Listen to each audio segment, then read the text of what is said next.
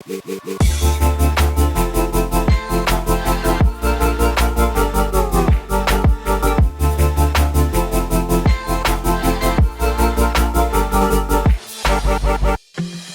I'm Emma and I'm an operational consultant at Newton. Hi, I'm Holly and I'm a digital consultant. Today we're going to be talking about stage 2, which is the online numerical test. This video will give you an insight into what you can expect. So how did you feel when you found out you had to do the online test? I was a little bit apprehensive, but I felt much better when I did the practice question, and that was truly reflective of the rest of the test. Yeah, I remember feeling a bit anxious when I was going to do the test, but it just made me realise that I cared about it and I could just bring that energy to the test to make sure that I was giving it my best. What did you do to prepare? I think I just took a bit of time to go back and reflect on some of the things I've learned in maths, like just from school, and just made sure that I was going into it really calm, to be honest. It wasn't much more than that. What about the test do you think makes people so scared of it? Fear of the unknown. Stuff like that, actually, once you get into it, are never as bad as you first think. As long as you just take some time to make sure you're going into it level-headed, you've got a quiet environment around you, and you're not panicking about anything, then you'll be absolutely fine. How would you go about tackling a question? So first, I would have a look at the text and read through the context and pick out the key numbers and kind of write them down on a piece of paper to the side so that you don't kind of get lost in the detail of the words. But I think it's really important to remember that they're not trying to trick you out with the context. It's to help you understand the problem. So don't pay too much attention to the specifics of the situation.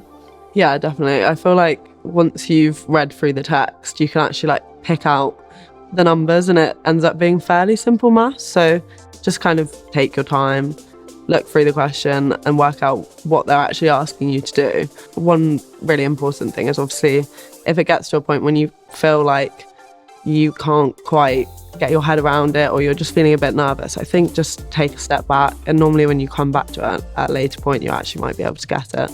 The test is relatively time pressured and it's negatively marked, but it's not strongly negatively marked. So if you can cut down 1 or 2 answers, you're probably better to have a guess. But if you can't cut down any because you're just not really understanding the problem, it's definitely better to just move on and use the time on another question. It's really important to know that actually you don't need to answer everything. So don't feel rushed to try and get through it. I think most people don't finish it or even come anywhere near to finishing it. Yeah, I didn't come anywhere near to finishing mine. Me either.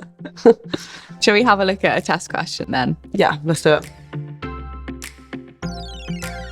You can see how the question is structured. There's a paragraph of text at the top and then you've got the diagram underneath. Now, the text is quite a lot of words, but you can easily pick out the key numbers that you'll need to answer the question, and the diagram's definitely there to help you. Quite often the questions are centred around industries that Newton works in, so don't be put off if you don't fully understand the context of a question. They're not there to catch you out. So for me, I'd start by looking at the question, reading through the text, and then picking out some of the numbers that I think are relevant.